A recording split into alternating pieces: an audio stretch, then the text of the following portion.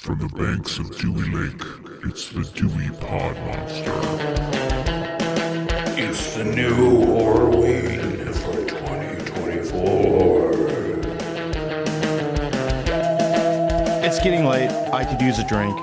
This is the Dewey Pod Monster podcast, and this is our annual Halloween special. We're proud members of the You Run Podcast Network. You can find all of our previous episodes as well as this episode at yourunpodcast.com. Please check out all the other great members there as well while you're at it.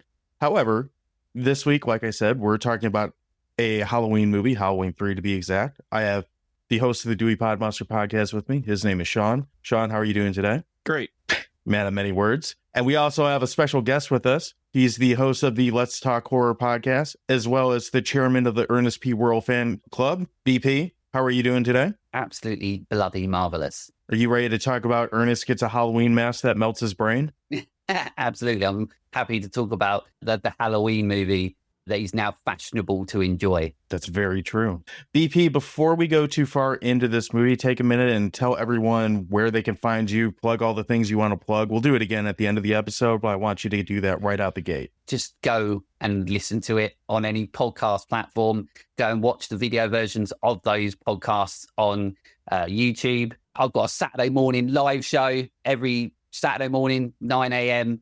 I just talk about the news of the week in the world of horror, just so people don't have to bother it themselves. They can just come and listen to me talk shit about it and all the socials, but who gives a fuck about them? But listen, go and listen to it or watch it. It's up to you. It's all about horror. Enjoy it. And we'll link it in the show notes, of course. That's what we do. We will. And I will say that I'm a big fan of your show. I have been for quite some time. I've been on it more than once, and it is one of the most enjoyable shows to listen to because your love of horror knows no bounds, and it even supersedes your love of the man Ernest, such as life. Anyway, that being said, we're talking about the movie Halloween 3. We've done 2 of these so far, and this year we've come along to the movie that is different in this franchise, Halloween 3, Season of the Witch. We usually start each one of these episodes with a third-party review. This week's going to be a little bit different. We will have third-party reviews this week, but we have asked some fellow creative people to send us their thoughts on Halloween 3 in audio form, so you will hear those kind of sprinkled in throughout this episode. That being said, let's get started.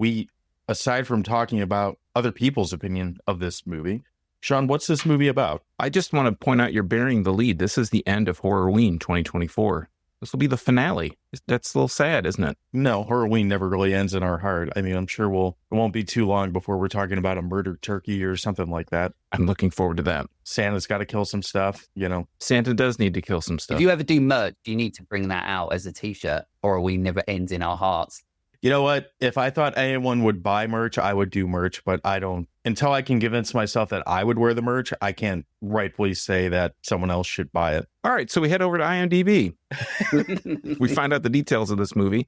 The movie we're talking about today is Halloween 3, Season of the Witch. It has a 5.2 on IMDb with 62,000 ratings. It is at position 3109 out of some number, which is down 28 from some other time. And the description, the storyline, and the plot, never know which one we're looking at, but we're going to go with one on the top. It says, kids all over America want silver shamrock masks for Halloween. Dr. Daniel Chalice seeks to uncover a plot by silver shamrock owner Connell Cochran. And if we head down to the storyline, this one's care of Nick Reganis, which I feel like that's a name, a blast from the past. I think Nick has written in for us before. It says, after the death of her father, frequent contributor to the show, under suspicious circumstances, Ellie Grimbridge and Dr. Daniel Chalice decide to investigate the shady activities of Connell Cochran, the owner of the Silver Shamrock Novelties Company. Before long, they discover Cochran's diabolical plot to brainwash the children of America into doing his bidding through the mixture of ancient rituals, technology, and witchcraft. This Halloween, wearing the mask of a skeleton, a witch, or a pumpkin can be deadly. Can Ellie and Daniel thwart the plans of the evil toy maker? I want to give a shout out to Nick Reganis. Thank you for putting periods and punctuation in your storyline. I want to be mad at Nick and say, Nick, I've watched this movie quite a few times. I don't think that the plot or the point is to brainwash these kids at all. Brainwashing. Yeah, I don't think that even occurs. Brain smashing. Yeah. Brain smushing. Exploding, maybe. BP, we have you with us. I'm going to start with you, and we're going to kind of just break into this right from a starting point, I guess. How did you find this movie? I know this one's kind of the odd duck of the Halloween franchise. So did you go into it with any preconceived notions? Like, how did you find it? Kind of kick us off in some thoughts on Halloween 3 before we start breaking it down. But this one is, well, Halloween 3 is super interesting to me because either it just shows how dumb I am or just unobservant. But when I was a kid, this was a VHS rental that I watched. And I, for years and years, didn't even know that this was a Halloween movie, like part of the franchise. Literally, it's so funny. So when I was younger, all I read was Season of the Witch. So this was a time, obviously, when I was a kid, I was renting stuff. I thought the cover looked cool. And then when you get it home, it just said Season of the Witch on the side of it. Like, so I was just like, okay, well, there we go. And I had no idea it had an association with Halloween, even though in the movie, you've got fucking like Michael Myers movie. I just thought that was a cool little nod. I'm like, oh, they must love Halloween. So I was like, that's cool. They put it in it. So for years and years, and I loved the movie. So I loved Halloween 3 when I first watched it as a kid. And then when I got into my teens and when I started like, you know, everything became a little bit more accessible rather than stealing magazines and not knowing where the fuck else. And also being in the UK, I had no one else I could talk to about horror or anything. So it was only in my like teens when I realized and found out, I was like, hang on, like Halloween 1, Halloween 2, Halloween 4. But I thought, where the fuck is Halloween 3? And I'd never seen it. But all along I had seen it because it was Season of the Witch. So yeah, it's a little bit, it just goes to show how dumb I am. But also at the same time, I'm really happy that happened because obviously, like I mentioned at the start, this movie, it's fashionable to like this now. For years and years, everybody was just like, fuck this movie. It hasn't got Michael Myers in it and it's shit. And I was like, well, fuck you because it's fucking brilliant. You just don't like it because, you know, Michael Myers isn't in it.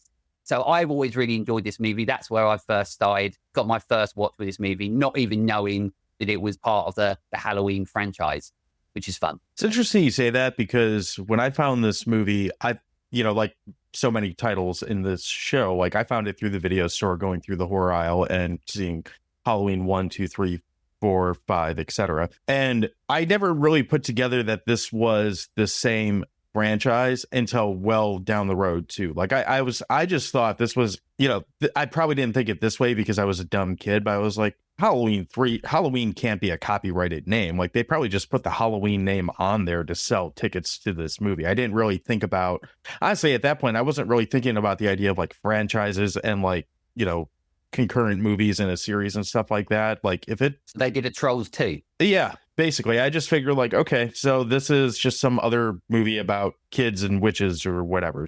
But I'm like you, like I've always kind of really liked this movie. And I think a lot of that is because I didn't associate it with Michael Myers to begin with.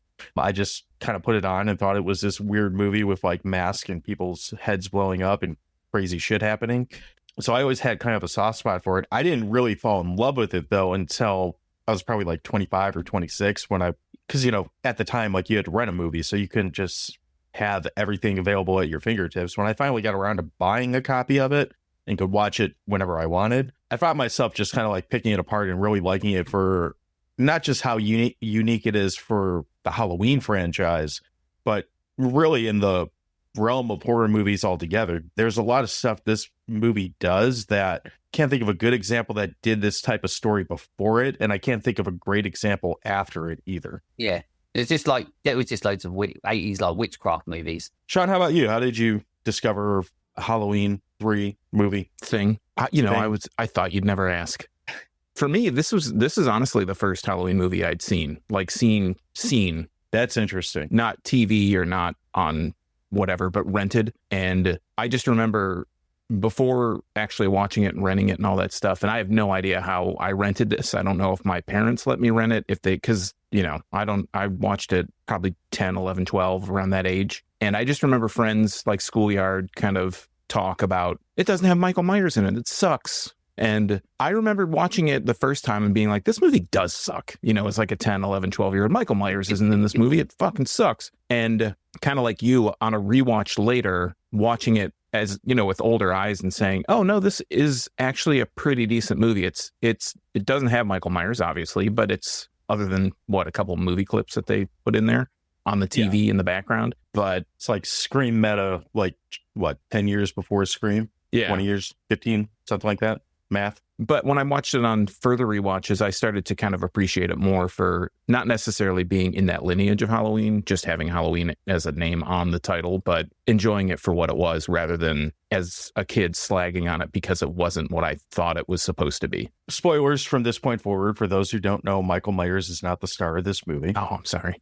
If you haven't picked that up I yet. ruined that. Bum, bum, bum. Do you want me to give the kind of Cliff Notes version of this like I usually do to kind of say what this movie's about and kind of go from there? Yes. All right. So this movie, at least how I see it, this movie is a pretty cut and dry story that takes some weird turns. There's a lot of questions in logic and continuity, but it's also the kind of movie that you kind of throw that out and say, this is all ridiculous to begin with and just kind of go along for the ride. Essentially, what this movie is about is there's these masks that are kind of taking over the entire country. They're the Furby or the Tickle Me Elmo of its day.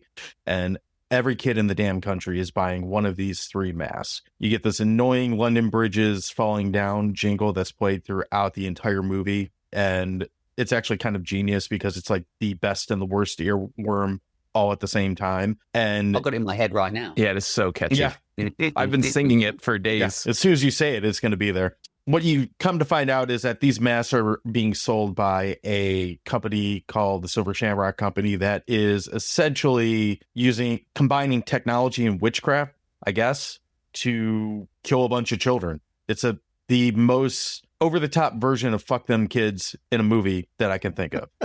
In like the weirdest, best way possible. Throughout the course of that, we're introduced to the ultimate 1980s man, banging every chick that he can see and drinking the whole way, both of which seem totally... The OG fuckboy, as I call him. Yeah, absolutely. Dr. Dan Chalice, who might be the ultimate hero in any movie, depending on your point of view, who...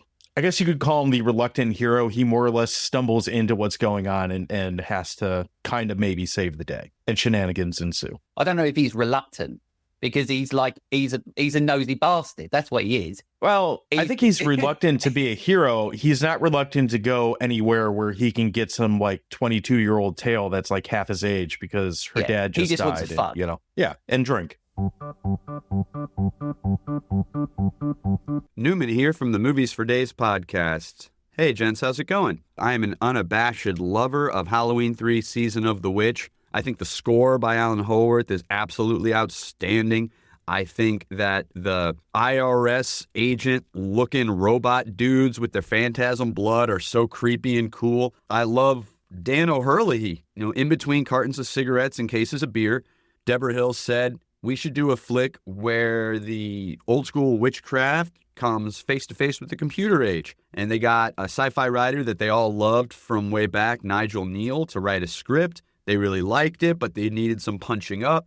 John Carpenter did a draft, and then Tommy Lee Wallace did a draft. They were like a little movie-making family at that point, and so he was kind of the easy choice for this, and I thought he knocked it out of the park. It was also Deborah Hill's idea to get Tom Atkins to be the lead, and it leaves you with a banger ending. So yeah, Halloween 3, Season of the Witch. It's a rompin', stompin', living end. Should we jump into the cast? Let's do that, Sean. Who's in this movie?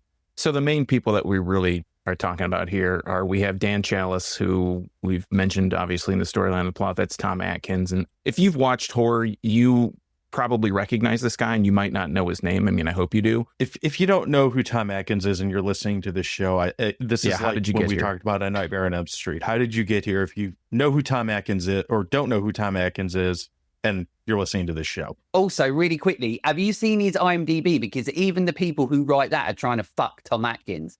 No, I haven't noticed. Right, even like normally it's like Tom Atkins, like star of this movie and so on. His, literally, I've got it written down here. On his main page, the first thing it says is handsome, rugged, versatile, and charismatic. Even they're trying to fuck Tom Atkins. Very true. I thought you I'm meant looking at it now. that they wanted to fuck him in a bad way. No, not fucking. I thought you were going to be like, they put him in, I don't know, The Room as the star of The Ratatouille. Room. I don't know. I don't know. He's the head Nazi in Oz. He's known for Halloween 3, obviously. He's known for Night of the Creeps, The Fog, My Bloody Valentine. He's been in a lot of stuff. He was in Oz. He's been in just tons of stuff. Lifetime character actor. Yes, we have the romantic lead, or he's the romantic lead, but the object of romance is Stacey Nelkin, who really hasn't been in much besides this. Yellowbeard was one of the movies she's been in. She's kind of a a working actress, had a bit of a gap in her kind of resume. And then we have the main villain, Connell, right? Connell Cochran? Yeah. The old man from RoboCop, essentially. And he's been The Last Starfighter. He's been another working actor who has 138 credits on his resume, who is now passed. But he won't have any new credits unless he shows up as a video clip AI somewhere. version of something. Yeah, AI version. There you go. This movie is also directed by Tommy Lee Wallace and was written by Tommy Lee Wallace, John Carpenter, and Nigel Neal, I guess. I don't know how to say that. So John Carpenter's handprints or fingerprints, that's how to work. I feel like his fingerprints are kind of all over this, just with the general tone. Yeah, that too. Just the tone of this movie. This has this very dark Carpenter type feel to it. It's got some of those like very, I don't know if you want to call them trademark, but like you see him a lot in this era, John Carpenter, like painted backgrounds that characters run away from. You see a lot of that especially at the end of this movie. And this might be my favorite like score of a John Carpenter film. Like he calls himself the master of horror, and he's right about that, but his score work is arguably just as good as some of his directing credits. And I think this is one of the coolest, if not, just because he does such a good job of making it feel like the first two Halloween movie scores, but making it drastically different and independent from that at the same time. It's a really cool use of scoring. Synths. This synth score slaps, as the kids would say. When I was watching it the other night for prep, when I was halfway through, I was thinking the exact same thing. I was like, I actually do think that this is one of Carpenter's best scores for. But he tends to do that for like even the shitty newer Halloween movies. Yeah. Like he obviously done the score for it, and they're actually fantastic scores for shit movies. But it's a great score, and I've got them on vinyl, like all of them, and they just work so well. And obviously he's such a great person in regards to letting people do their own thing and making his stuff work with what they're doing, rather than going like, oh, I'm John Carpenter, as long as you pay him, do it this way and do it this way. As long as you pay him. He's just great. He's great at like just going, look, this is what I'm going to add to your movie. I'm not going to try and take it over and all that sort of stuff. And his score, like, there's a lot of subtlety to his score in this film, rather than going John Carpenter, like 10, like going to 11 constantly. There's a lot of moments where you almost forgetting the score is John Carpenter, you know, like, because you're like, oh, okay, like it's just aiding and adding to the scenes that it's in. And then halfway through, I was just like, oh, okay, yeah, no, this is such a great score. Yeah, it just gives you that good, like, grimy, uneasy, but like, in this case, technological impending death that's coming towards you. It's kind of cool. So we'll go around the room here, and I'm going to start with BP. BP, what are some of the things that we'll start with likes. What do you like about this movie? Likes the score, obviously. I like that Tom Atkins is just, you know, trying to fuck everyone all the time. That's always fun. Although it never takes him long. Like, literally, I'm pretty sure he fucked like Jamie Lee Curtis in like 5 minutes in The Fog. And then in this one, he's just like, by the way, we're going to have sex. We might as well get it out of the way now and then move on with the rest of the movie. Like, I'm pretty sure it's in his contract. Even my partner was like, that's got to be in his contract to fuck everyone. I like he's pretty much like, I could sleep in my car, actually, like, or we could fuck. And that's kind of what happened. Yeah. And he's just like, what's the line? It's such a great line. Like, doesn't he say something like, that's a dumb question or something like that? Yeah, something like that. He's just like, of course I want to be in you as quick as possible. So, yeah. So I like the score. I like Tom Atkins because it's Tom Atkins. I like, there's a lot of really cool bits in it. So I like the car explosion. That looks fucking awesome. Sorry. That looks great. But what looks awful is the painting shit at the end when they're running away. That does not look good. So there's like in a dislike. Also, what I like about this movie is that when I watch this movie, I keep forgetting that it was 1982. This is a really early movie, and it sort of feels more like mid-80s, 86 or so on like that. I always forget that it's so early on in the 80s. And I think that's obviously a testament to like Tommy Lee. I always said Tommy Lee Jones then. It's a different Tommy Lee Wallace. Close That's enough. the one, isn't it? Or something like that. But yeah, that guy, he obviously the creator of the original Michael Myers mask. But I think he does a really good job almost at replicating a John Carpenter style. So that's a plus. But then the negative on that is the fact that the pacing isn't so good as a Carpenter movie, because there are moments of Halloween 3 where you're like, oh, okay, you need to speed this up a little bit, because sometimes it really starts lagging and you're like, okay, like maybe move things a bit quicker.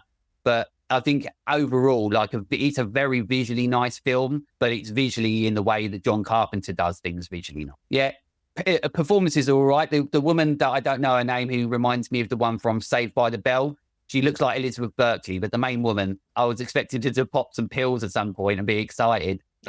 And so scared. Yeah, she was all right. The guy that Cockring, whatever his name is, he's very good in this. He's really good in it. I'm never going to be able to watch this again without calling him Cockring as opposed to Cockring. But he's just a great bad guy. Like he's one of those people that, like, if you need a bad guy, he's going to elevate that level of, like, okay, this is like one old school but we don't really get like proper bad guys in movies anymore, and he's one of those people that like really elevates it. So like, you feel like, okay, like he's killing kids and he doesn't really give a shit about it. And like, you get that from those sort of old school bad guys. And obviously we don't really get that so much now because everybody, even the bad guys, are a bunch of pussy. So there's a lot to like about this movie, I think. Sean, how about you? Do you like anything about this movie?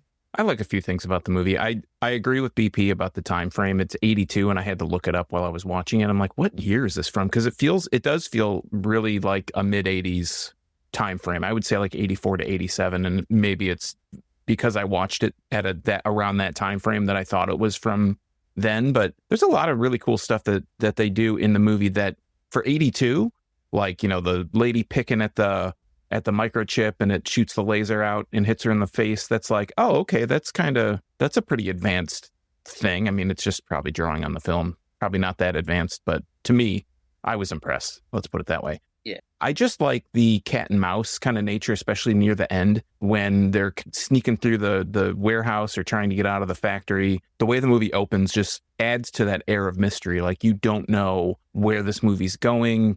For when you watch it the first time, you have no idea what these guys' deal are. The people that are chasing, the guys in the suits essentially are chasing people around.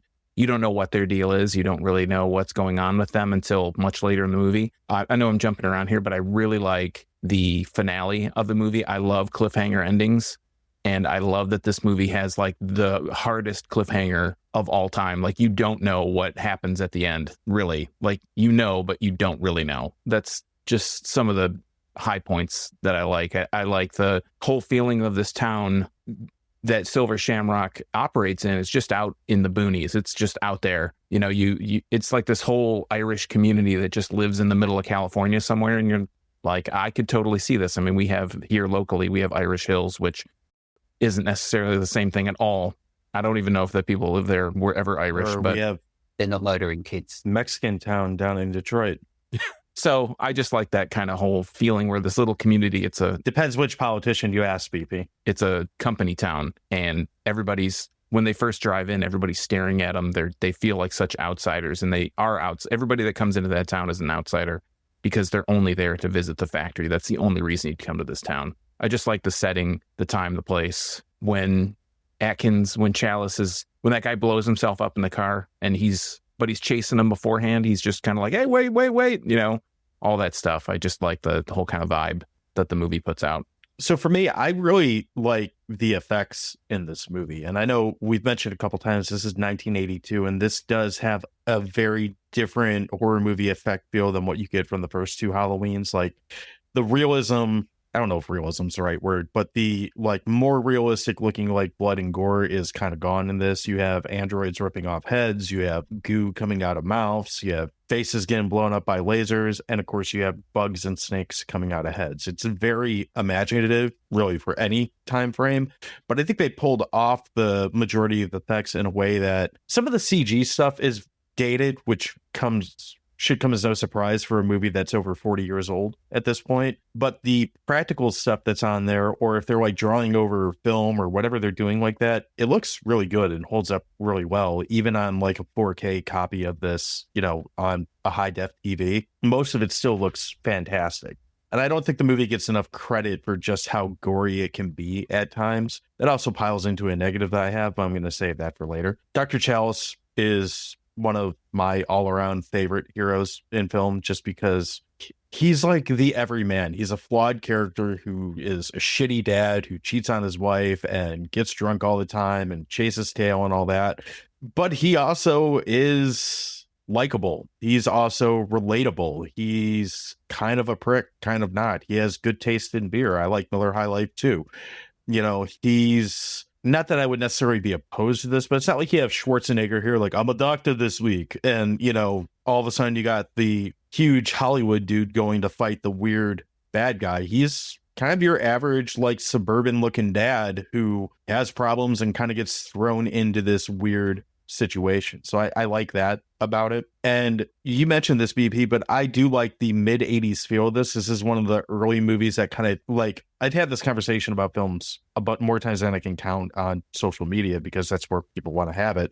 There's like a definite point somewhere between like 1984-ish and on where horror movies stopped looking grimy and dirty and dingy and stuff and just got very vibrant and colorful and over the top. And I know part of that's because the MPAA started cracking down on how much gore they were putting in movies, and they kind of had to cheesy it up. But this is one of the earliest examples of that, like, more colorful, less believable gore as far as like how it looks, that is still appealing, as opposed to some of the movies. I mean, I'll compare it to one that is one of my, like, Friday the 13th Part 7 has some good kills in it, but like there's some stuff in it that looks fucking stupid because it's late 80s, you know, cut to shit, like cartooned up to get the R rating instead of the NC-17 rating. So I like that this kind of does a good job of balancing that more colorful tone, keeping the gore looking good, and keeping this like impending feeling of doom going through the entire movie.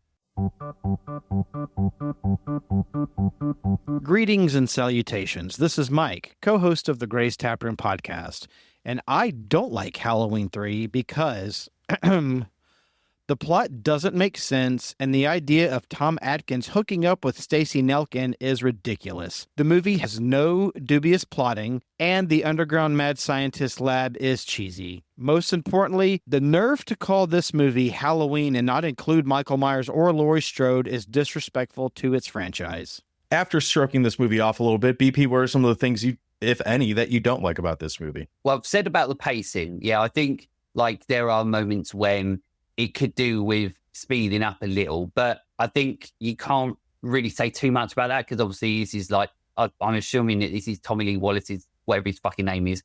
It's his first movie, I think. So it's sort of, you know, if you put yourself in the directing chair and trying to figure it all out, I think that it's, you know, it's like a learning process. So I don't think he's necessarily to blame for that. I think it's just the fact that he was making a movie and that's it. And I think he was obviously making his own John Carpenter style Halloween sort of movie. It always would be interesting to know sort of potentially how much of an impact John Carpenter potentially had on this. You know, like with, you know, we get loads of directors and so on that are producers on movies, but then, you know, Spielberg being one of the biggest ones, but then he always, you know, he's there and he always has a hand to play in it. And it'd be interesting to see how much John Carpenter, if any, you know, had sort of a hand in it to say, well, you know, if Tommy Lee Wallace is all like, oh, like I might need some help here or something like that, it'd be interesting to see where John Carpenter might have said, okay, well, maybe do this or try this and so on, because obviously we know that he didn't want to direct it. So I think the pacing, you know, the way I look at it, this film sometimes almost reminds me or feels like it's a segment in what they call them, the films that have got the loads of parts in it. What they fucking call it? Like an anthology. An anthology, that's right. I always feel like you could take enough out of this that this movie could be part of an anthology. Like, because like a creep show or something like that. Like it's got like a storyline that's a little bit weird, a little bit out there, and it's got a really cool ending, like you're saying, like where it's really abrupt and really like you don't know what happens in a lot of things, especially like in creep show and stuff like that. You get those in a lot of anthology movies where it just ends and you're like, okay, make up, you know, ambiguous, make up what you want of it. And I feel like that's my problem with this. As I said, with the pacing, there could be so much I feel that could be taken out of it that it could be part of an anthology, you know, movie. But I'm happy that we still got a full sort of entire film out of it, because I think there's enough in it to make it go along for you to still enjoy where you're going. And you like you said as well, like it's good that you spend your time with these characters that you like, because obviously, if they're characters you don't like, then what's the fucking point? So yeah, I think my main gripe with it, and there really isn't many. So I think my main gripe is literally the pacing, how it just feels like there's a lot that could be taken out. But the fact that it isn't, I mean, he gives a shit. It's not. I can't change it. So it's a film. It's out there. That's pretty much it. This was proposed as an anthology, wasn't it? I mean, that was how this movie was supposed to be. Carpenter wanted to move away from Michael Myers, and he wanted to make it independent movies that were storylines that they could explore. What I thought was like, so yeah, he basically every Halloween, this was going to be the start of every Halloween. There was going to be a new Halloween movie that was going to be about something different. And some new ensemble cast and all that stuff. But it was, but it was going to be like obviously an entire movie like Halloween 3. Whereas like this, as I said, like this film feels like it could have just been part of an anthology movie. So it could have been a segment part of an anthology movie, because there's a lot of like Tales of Halloween or something. That's it. Yeah, because there's a lot of stuff in this where I'm like, oh, okay, it's slowed down so much that there's points in it where you don't even need them, and I'm like, oh, okay, well, cut that out, and then you've got a smaller segment to put into an anthology movie. And I hate the fact that the fact that we ended up getting the other shit Halloween movies goes to show that this is the direction that they should have gone anyway, because I would have loved to have seen like where they'd have gone with it. That would have been cool. I would love to. I mean, I'm still Are you claiming you don't love the Cult of Thorn? Of course I don't like the Cult of Thorn. It's bollocks. It's all shit. It's like, Halloween's really funny because like Halloween is one of the greatest movies. To me personally, Halloween is one of the greatest movies of all time. Like that's just the way that it is. And I'm actually a massive, massive fan of Halloween 2. Like that's been shit on for years and years. But when I was a kid, I used to watch Halloween and Halloween 2 back to back. And I loved them both. And I will always champion Halloween 2. And then obviously Season of the Witch is part of that franchise, but it feels obviously so different and it's meant to. And then after that, it all went tits up. And it's just annoying that they just didn't go in the direction where they wanted to go. But because it failed and everybody was like, fuck this, there's no Michael Myers, then he didn't go in the direction that it should. And I still want it. I still want that. Sean, you can cut this out, but one of my favorite parts of this show, like in the time that we've been doing it, I don't remember if it was Halloween 1 or Halloween 2 when we were talking about it, but I was like, yeah. And then they do this mask thing and they go on and there's this cult and Michael Myers is involved with it and he like fucks his own daughter or something. And then like eventually he gets stopped by rocks. And Sean's staring at me like I have snakes coming out of my eyes. He's like, what the fuck are you talking about? I'm like, that's actually what happens in these movies. Yeah, it goes fucking weird. I haven't seen many of these outside. Like once we get to 3 and some of the later ones, I just this fell off my radar. Like not that I couldn't care less about Halloween, but I was just kind of like, man, there's other stuff.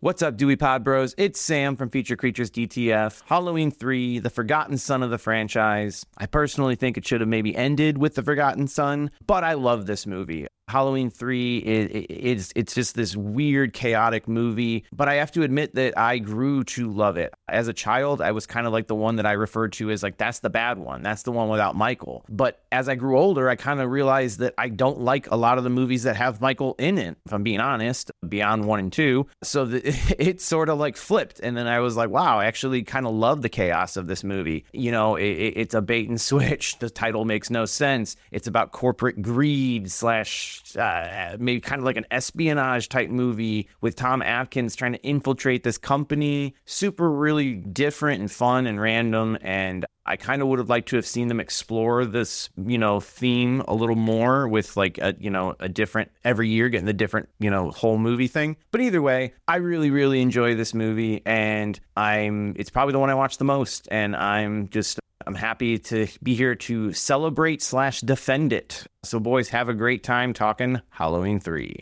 Sean, do you have anything that you don't like about this movie? I think my biggest gripe, and I don't really have a problem with the pacing. I think the pacing is pretty good. Like there's not really many dull moments, but I think my biggest problem are the leaps in logic that this movie takes and the things that the very small details that they put into the movie that are huge payoffs later, but they mention it just in passing. And I feel like a hypocrite because sometimes I like that and other times I don't. And in this movie, at the very beginning, there's a TV playing and they mention that the blue stone has been stolen from Stonehenge, and you're just kind of like, oh, whatever. I've seen this movie tons of times, and I never put two and two together that blue stone is what they're chipping away at in the Silver Shamrock Factory. There's just parts where it's, again, leaps of logic. Like, why did you do that? There are characters that do something. You're like, why did they do that? Why didn't they do this other thing? Why did you go this way? You could have went that way. At the beginning, there's the guy.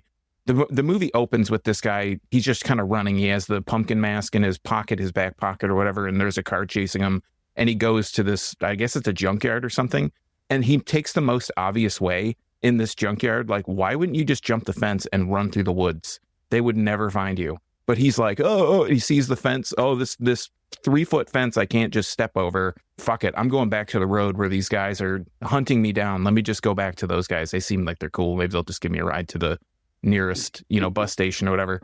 No, dickhead, they're going to kill you. That's what they're chasing you to do. It's one of those movies where if you saw it with an audience, you would think people are going to be screaming at the screen. No, don't go that way, go this way. And obviously they're not going to do that for movie purposes. For me, I'm just questioning like all this stuff that happens. Like, why did you do it that way? Why did you do this? Just leaps in logic, things that they just drop these little sprinkles of hints of what they're going to do. And if you're not paying attention, which you should be, I mean, you're watching a movie, you shouldn't be staring at your phone like sometimes I might be doing when I'm watching some of these movies. You should be paying attention to the movie, but it is such a small piece that has this huge payoff that if you didn't know any different, you're like, wait, what is this? For me, I had mixed opinions on the pacing. Like, on the one hand, having seen this movie a bunch of times, I agree that there are lulls in the movie that it feels like they're just kind of waiting to get to the next cool part. And I think that whether it was Tommy Lee Wallace or the studio or whoever, probably not John Carpenter, because that's not really his, what I'm about to say isn't his MO.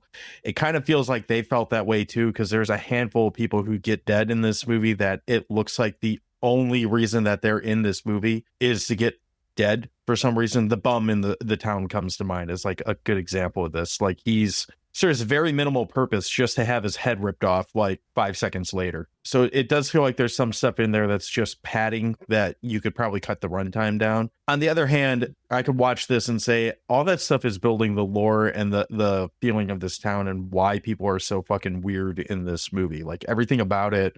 Yes, it does drag at times, and yes, it can feel a little wordy or a little less action-packed or, what we want out of a horror movie a lot of times, but it does kind of add to that overall tone and feel dread in the movie. So I think for me, that like, if that's going to be a negative, it's somewhere in between there.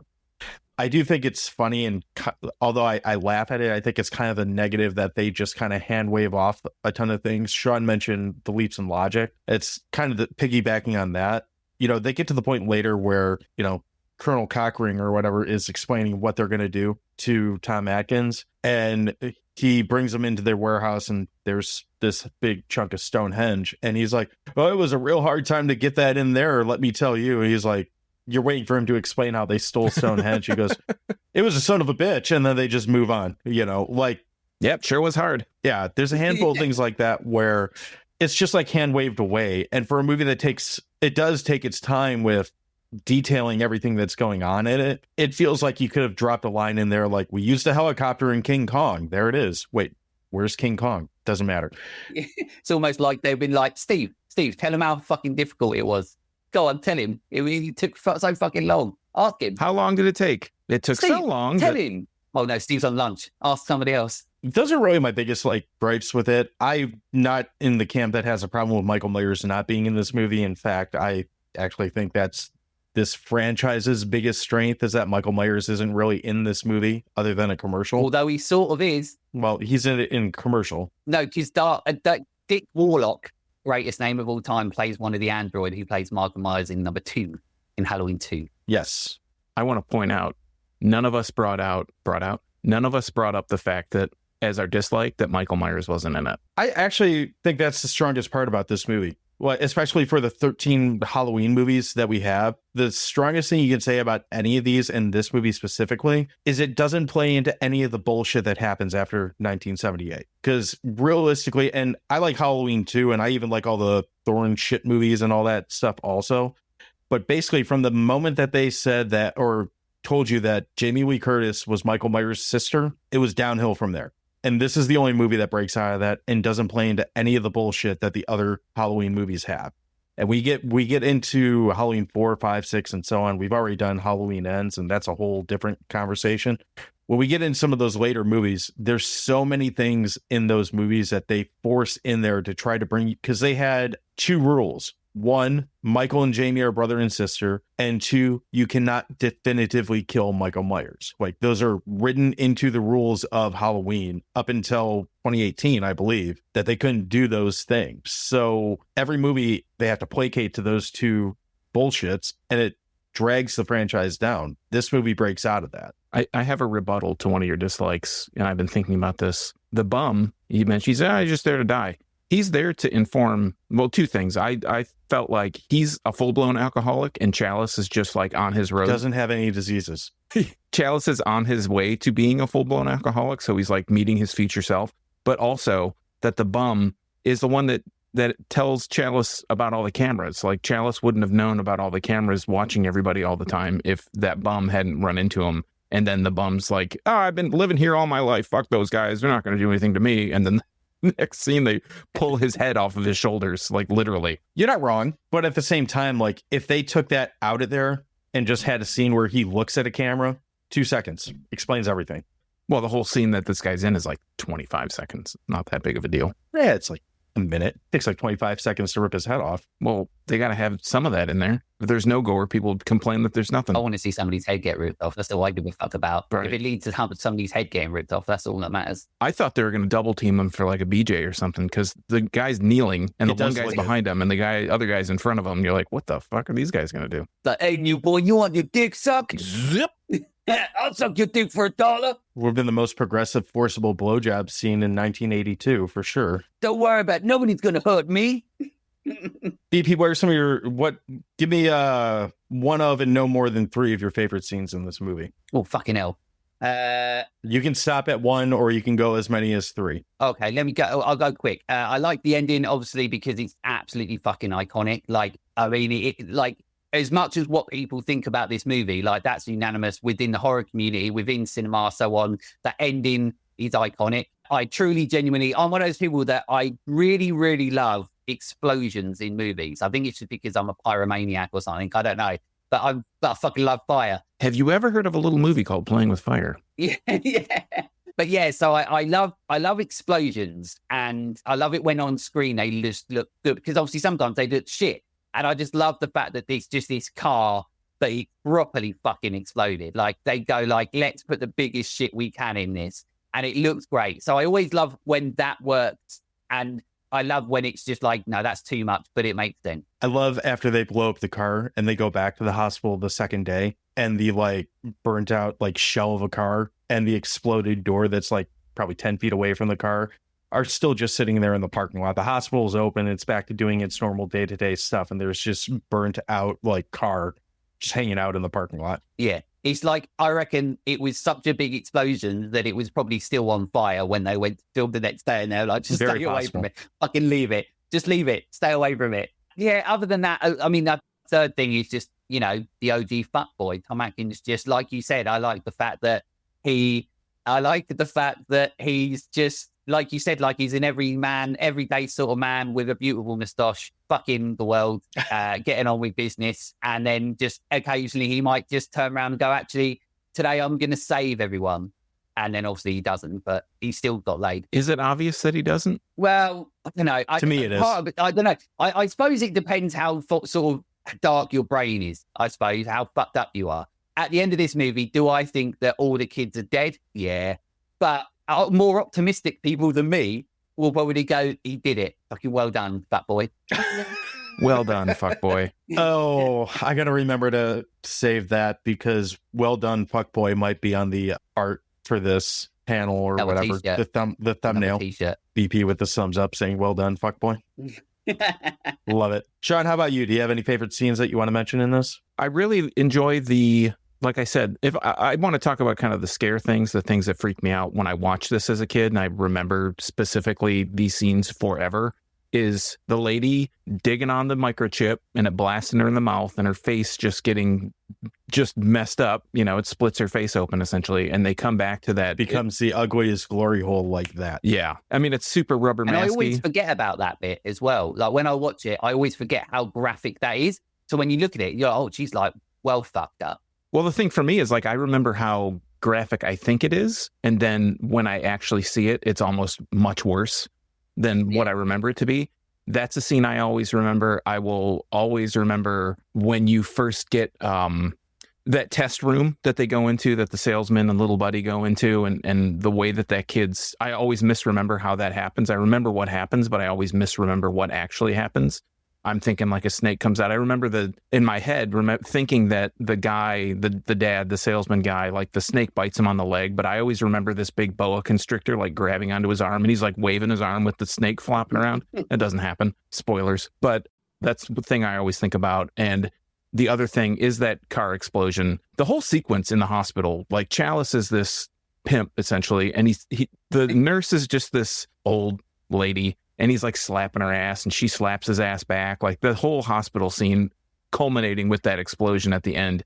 And later on the medical examiner saying, yeah, just car parts. They keep mixing these goddamn bags up. There's just all these car parts. And all the robot stuff is the grandmother like knitting the thing. The robot grandmother in the office is always freaky as shit. So it's, for me, I think the scenes that I like the most are those scenes that I have memories of from watching it in the past and then rewatching it and kind of rediscovering it, but in the actual way that it happens rather than the way that I remember it happening. And I think that's good as well, because that's a really good testament to actually there's real quality to this movie that other people, for some reason, for so many years, just haven't seen because they're so blind to this movie, because they're like, it's not Michael Myers, so I don't give a fuck. It's part of this franchise. Well, don't look at it as part of this franchise. Like I was lucky, I didn't know it was part of the franchise. So I did, like my brain, every time I watch this movie, I just go back to that sort of mindset where I'm like, I never thought it was a Halloween movie, so it doesn't matter to me that it is. And then that helps me enjoy it more. And that's why I always say to people, like, if you've never seen it, well, don't think of it as a Halloween movie, because it's not. So that way it will hopefully help you enjoy it. And I like that they're like the things that you remember are the moments in it that are ingrained in you. But if it didn't have that, and if it wasn't good, it wouldn't be able to do that. So I think that's a testament to actually how good this movie is, because it gets shit on so much and you're like, well, it fucking shouldn't.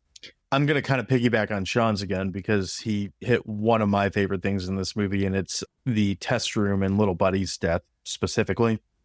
We're kind of aware at this point that this character is like trying to kill children, but this is one of the most like graphic, like fuck them kids, like get dead scenes that I can think of in a movie. And just the way all three of these masks are awesome looking. Like I never had a mask that looked this cool as a kid, and I would have been glad to get my brain melted by bugs and snakes if I had, the option to get one of these masks.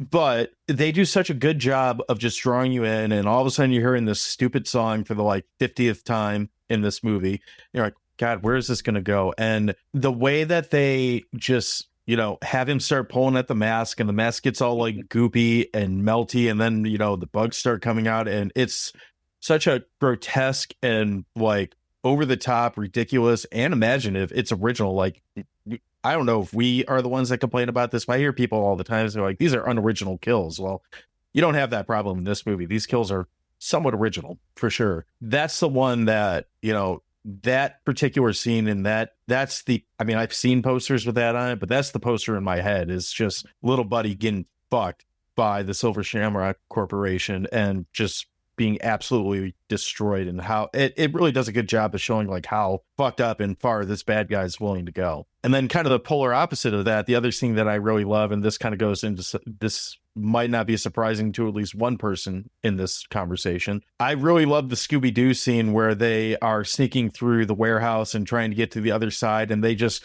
you're surrounded by all these androids or people or whatever, and here comes Dr. Chalice with a rack of Halloween masks, and he just scoots it along with him. Like, that is the most Scooby-Doo thing that I've seen in any fucking movie.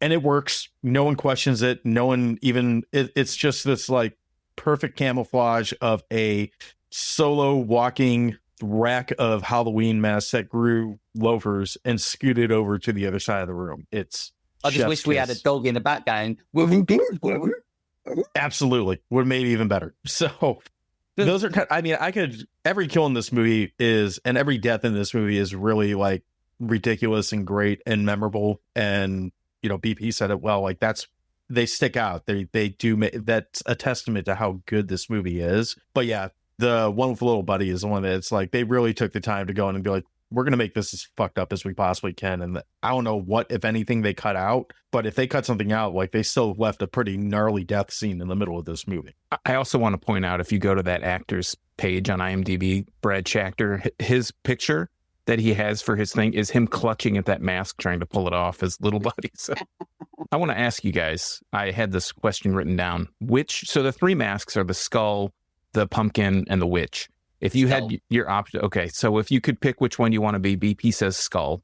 How about you, John? I also say skull, but pumpkin wouldn't be far behind it. Yeah, I'm so torn. The witch is like, it's a witch, whatever. It's a thing. But those, like you said, I think the witch looks really cool for a witch mask. Yeah. Like, I think it looks cooler than really any other witch in film that I can think of. That's like your traditional looking witch, not like, I'm not talking like Blair Witch 2 where it's whatever. Like, green face, big nose, big hat. Warts. Like, as far as, that look, I think it's as good as a witch's look from anything that I can think of. But maybe this is because I'm or was a boy at the time, or a boy, whatever I am now. You were a boy at the time.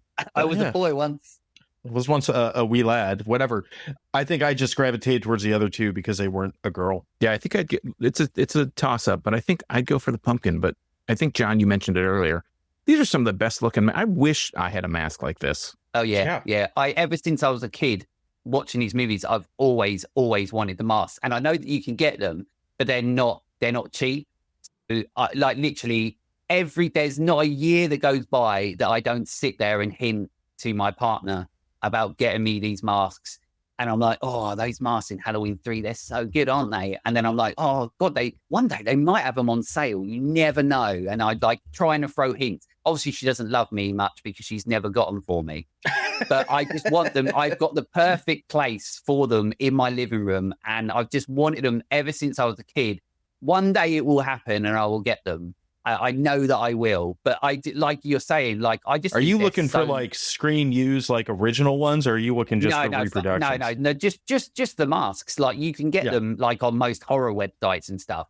I'm just poor and can't afford them. There's a horror shop over here that has them for like $50 each, but I'm sure. Yeah. I mean, look how many are actually in this movie. There have to be like there's probably 1,000 masks that were made for this movie that have been floating around for 45 years now. That I'm sure those are significantly more expensive than the $50 ones you get at the Halloween store. Well, a lot of them got put in a fire, I think. Yeah. Fuck this movie. Yeah, I think they did. I think that's like what happens. That's like, it's always weird when you watch movies like this because like I was saying it when I watched it with my partner the other night, like you've got that whole factory and you're like, just give me one of those because all of those masks that were nothing. They were probably just thrown in the bin. Like they were probably just like, we don't need that. Just get rid of it. Fucking set it on fire. We don't need it. And then now you're like, something like that would cost a collector so much money. And back then it was just like, we've made it. We don't need it. Throw it away. And then now, we're here, in 2024 going, I wish I had them. I'm sure they would have aged wonderfully over the last 45 years too. Oh yeah. They'd be all sticky. Like when you have that old plastic and they just sit around and it gets that film on it. And you're like, how do I take this shit off? I'm sure the skeleton would be a vibrant yellow now just from sitting there for so long and being oxidized and all that. Hey, John. Hey, Sean. Thank you so much for inviting me on the show to talk about Halloween 3, Season of the Witch. Dare I say it, the best Halloween movie and upset all of the Michael Myers fans out there. This movie for me is the pinnacle of the Halloween franchise. Yes, Myers is great, but he is very one note. Every movie is the same. Myers comes back, Myers tries to kill, Myers gets taken out, Myers comes back. Do you see what I'm getting at? Halloween 3 is completely different, and it follows a completely bonkers story that the amount of drugs in that production office to come up with this story alone are just unfathomable. The fact that you have your main character, the guy you're supposed to be behind and supporting, is a womanizing drunk asshole, but you can't help but love him, just shows how creative the writing is. When you've got a character that's so bad he should be the villain, but you're on his side. You know that everything around it is just pure gold. There are some excellent kills in this. My absolute favourite is the reversing car that comes in so slowly the person could have gone to the shop, bought beers, come back, drunk a beer before it got to them, but instead sits on the floor and goes, no, as it crashes him. Like, this movie is brilliant. It's wildly entertaining, and it fully encapsulates that Halloween spirit. It gets the whole, a little bit like Dawn of the Dead got the whole commercialism thing right. This nails it. I would argue probably slightly better. The whole consumerism of, it's the kids that drive the sales, so the adverts are aimed towards the kids, so the kids badger the parents to buy the masks, and they're fighting to get these masks. It's so cool. The mask design is brilliant, and dare I say it, the song, as annoying as it is like a staple of Halloween now. It really, really is, and I'm not going to sing it because I'm sure you're going to play it. Honestly, it's brilliant. I cannot fault this movie. It's so good. It is top marks from me. It is as good as the Halloween franchise gets, and it does feature Michael Myers. I've just dawned on me. It features Michael Myers as they use him for what he was intended for, which was to torture an audience. They torture our main protagonist with Michael Myers, sit him in a room and make him watch Halloween 1. Well, fitting punishment. Anyway, thank you so much for inviting me on, and I'll catch you all soon. See you guys. Do we have any big points we want to hit before we start wrapping up here? Have I missed anything? I want to ask everybody, we kind of touched on this earlier. What do you think actually happens at the end? Do you think Chalice is successful? Like, my kind of question is twofold, or not my question, but my answer is twofold. It's like, they tell everybody, hey, check out for the giveaway at 9. I love the way the guy talks. It's so creepy and unsettling, but it's also like disarming at the same time. You don't expect that this guy's going to be the voice that's coming through and killing you. It's a certain way he says things as well, like the way come back at 9 for the giveaway. Yeah. They assume that time is the same everywhere. So 9 p.m. on the East Coast is going to be the same as 9 p.m. in the UK and Spain or wherever.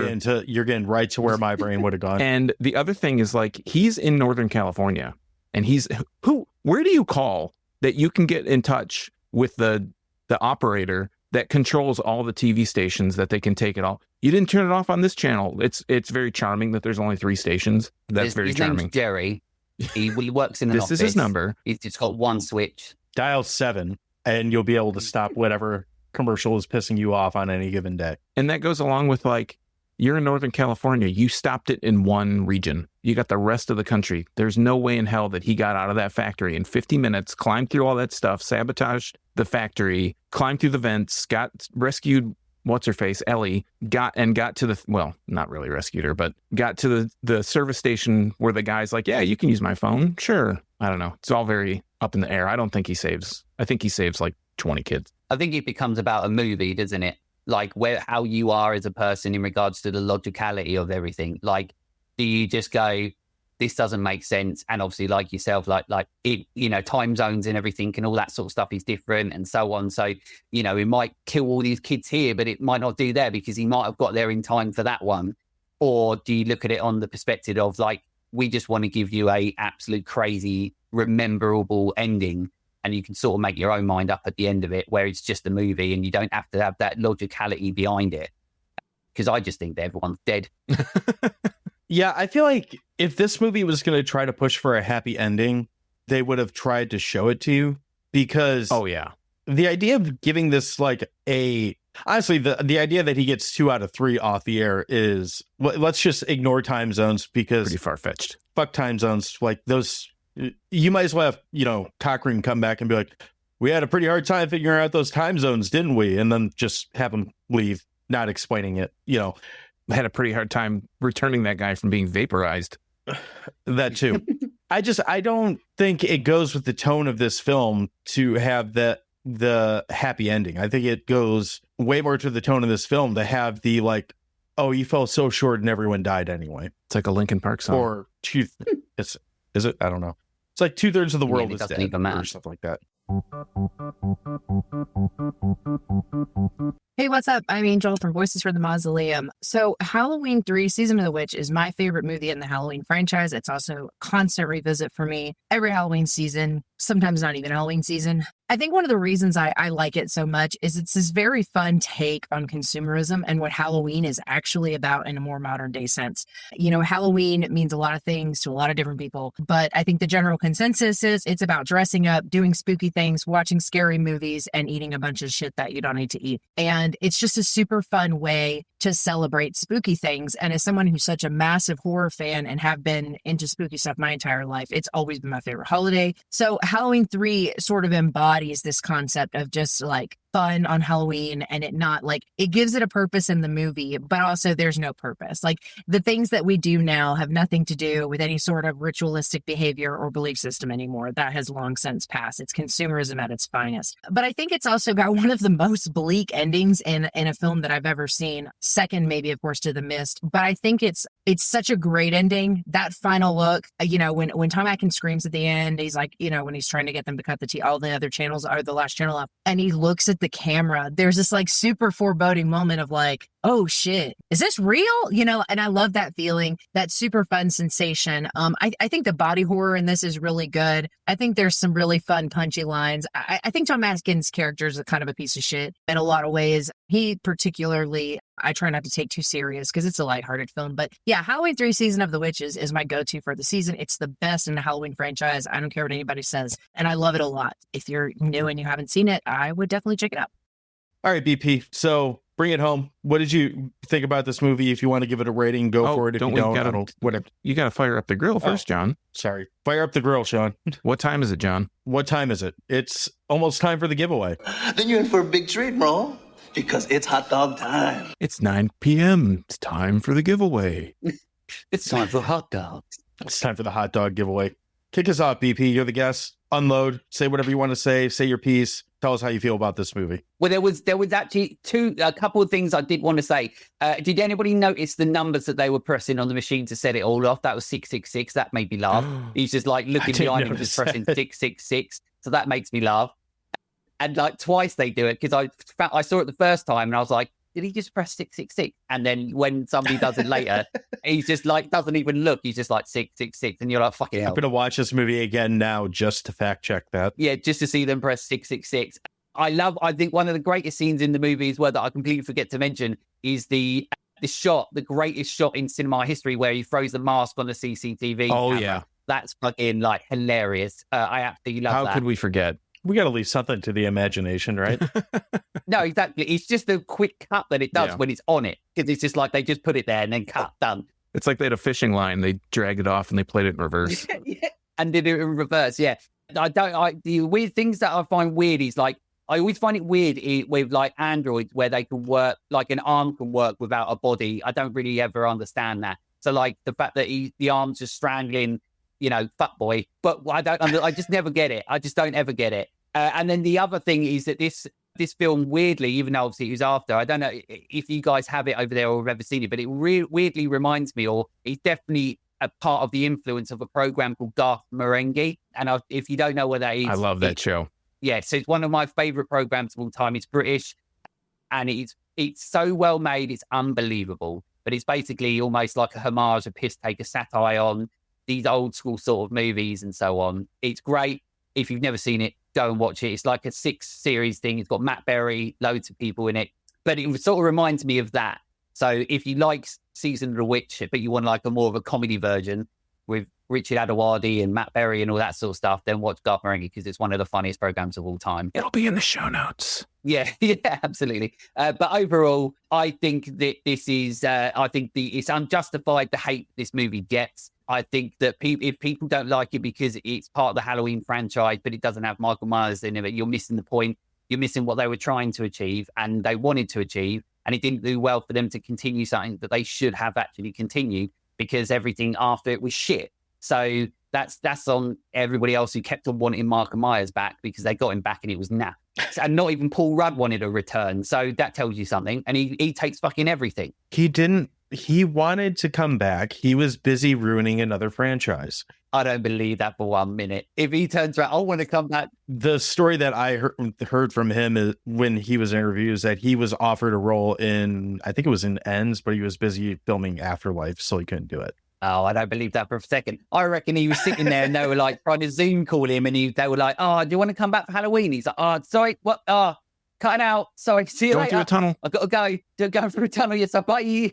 I'd love to do that, but I'm so busy not doing anything. But yeah, so no, I don't believe that for a second. I don't know, but yeah, it's I just think that I'm happy now that this film is getting what it does. I'm just a little bit annoyed because it becomes that hipster sort of thing. It becomes that fashionable thing where now people are finding it, and now people are like, I fucking love it because everybody else does, and I'm like, no, just. If you got a chance to see this when it came out and you enjoyed it, then that's good. If you get to the chance to see it now and you actually enjoy it rather than enjoying it because other people do, then that's a good thing, you know. But I just think this film has sort of always been unfairly looked at when it's a very well-made, competent movie that for Sean, it's got moments in it that are always ingrained in his head. And what I like about it, and like you mentioned as well, is that every time you watch this movie, there's like the elements of darkness in it that you think, oh, that's quite dark. It is actually way worse than what you think. 7 out of 10.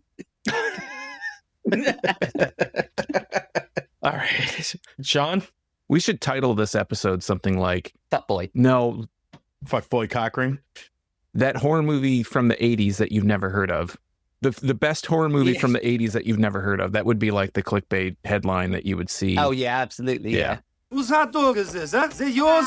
With this being the first Halloween movie I'd ever seen, and remembering all the hubbub, like I said, with my friends about seeing the movie not being Michael Myers' movie, was it a mistake to try to make this series an anthology after 2 successful movies in a franchise? Probably. But if you go into the movie not knowing that you're watching a movie that's supposed to be about Michael Myers, and you go into it thinking more that you're going to watch a suspense, a thriller, a horror movie, I think you're going to have a lot more fun with it. We could go back and say, why did they call this Season of the Witch? Why is this a Halloween thing at all? I don't know. It doesn't really matter.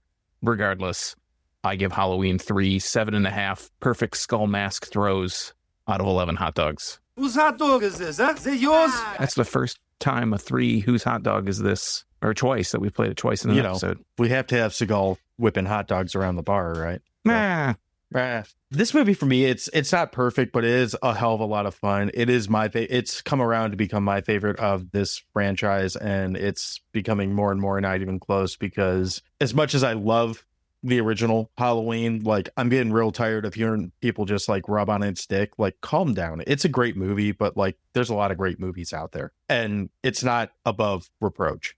I like the look of this movie, the feel of this movie. There's a lot of shots in this that feel like give me feelings of like how Halloween was when I was a kid, in that you see the kids running around neighborhoods with the masks, the like very warm fall orange tones while they shoot. Everything looks really cool. The masks look awesome. The actors are all likable and range from like good, bad acting to like Tom Atkins being, you know, the best actor on the fucking planet. Let's be real. And it's got some of the most memorable and inventive like gore and kill scenes that I can think of. This, I don't need to go on forever about it. This is a solid 9 out of 10 for me. 9, we'll call them Scooby-Doo sneaking rack hot dogs out of 10. I watch this movie multiple times throughout the year. Sorry.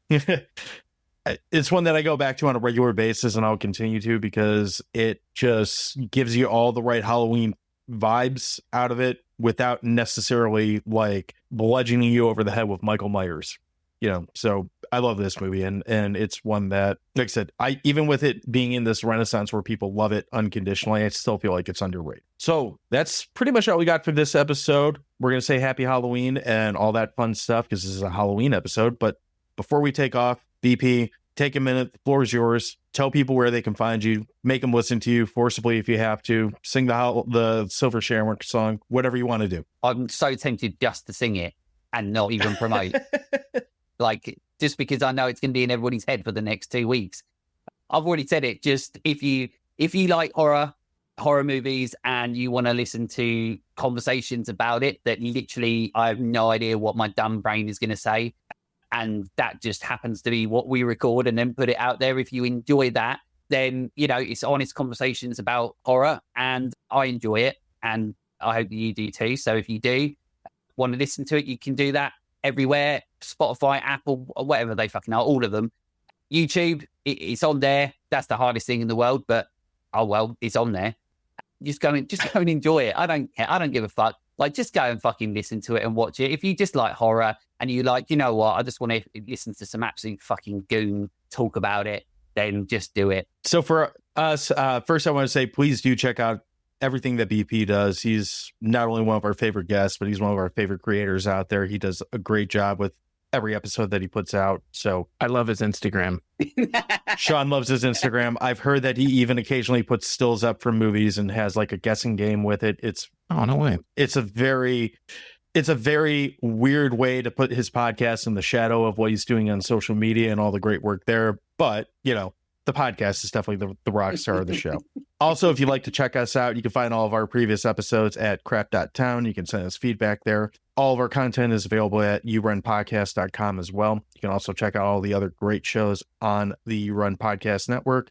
And we're on all the social medias. We are at Dewey Podmonster. Follow us, yell at me, tell me, sing bad Halloween songs to me. Whatever you want to do, you can do it there. Sean, you got anything you want to plug with this? I just want to say we generally ask a question of the week. We didn't do it this week because it's a little bit of a special episode. We had a guest and we wanted to talk about Halloween 3. But if you'd like your answer to the question of the week read on the show, check us out on social media. You can find us at Dewey Podmonster.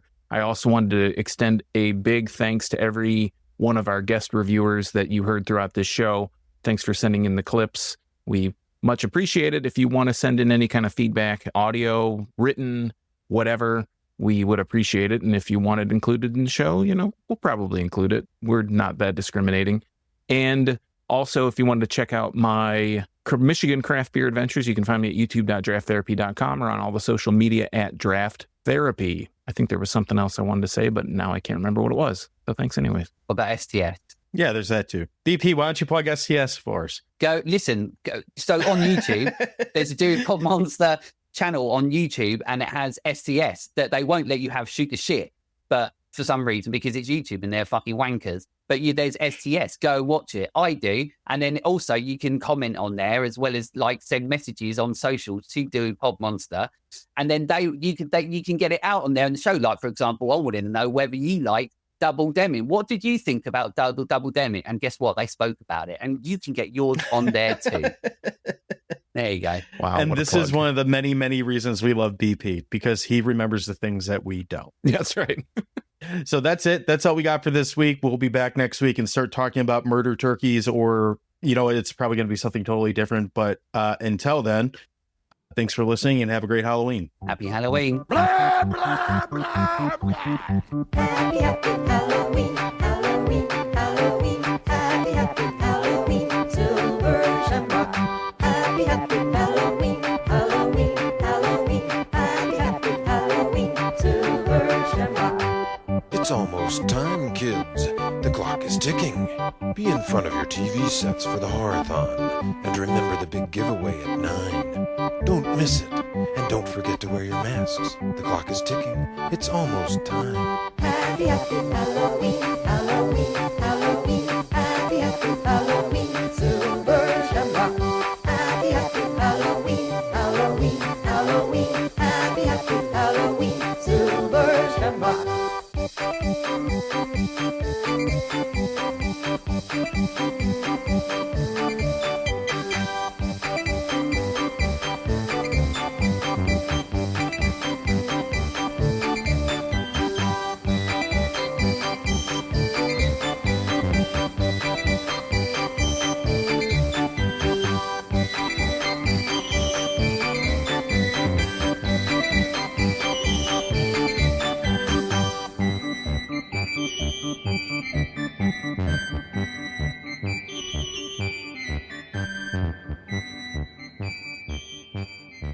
I wanted to say generally we ask question of the week. We didn't get to that this week because... Generally? What? You said generally. I just want to say we generally ask a question of the week. I'll suck your dick for $1.